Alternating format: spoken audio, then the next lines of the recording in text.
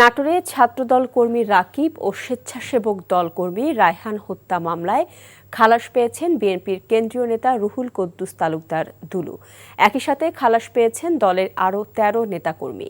দুপুরে নাটোরের অতিরিক্ত জেলা ও দায়রা জজ আদালত ৩-এর বিচারক মোহাম্মদ মাইনুদ্দিন এ রায় দেন।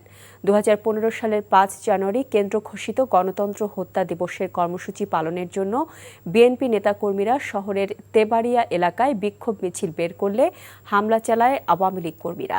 এতে নিহত হয় ছাত্রদল কর্মী রাকিব ও স্বেচ্ছাসেবক দলের কর্মী রায়হান। এ ঘটনায় রাকিবের ভাই আঞ্জুম বাদী হয়ে অজ্ঞাত আসামিদের বিরুদ্ধে মামলা দায়ের করে। তৎকালীন আওয়ামী লীগ এমপির চাপে উল্টো দুলুসহ বিএনপি নেতাকর্মীদের অভিযুক্ত করে চার্জশিট জমা দেয় পুলিশ।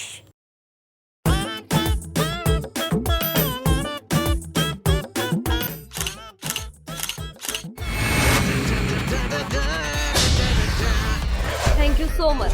শুধু থ্যাঙ্কসই দিবেন আর কিছু দিবেন না? যদি দেওয়ার মতো হয় সো যে কোনো কিছু।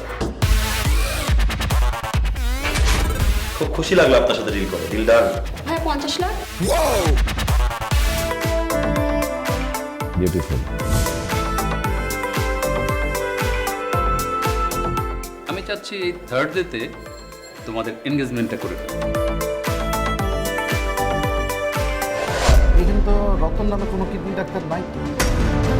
আপনি চিটার বাটপারে পাল্লায় পড়ছেন। আল্লাহ রে, আমি কি করবো রে আল্লাহ রে আল্লাহ।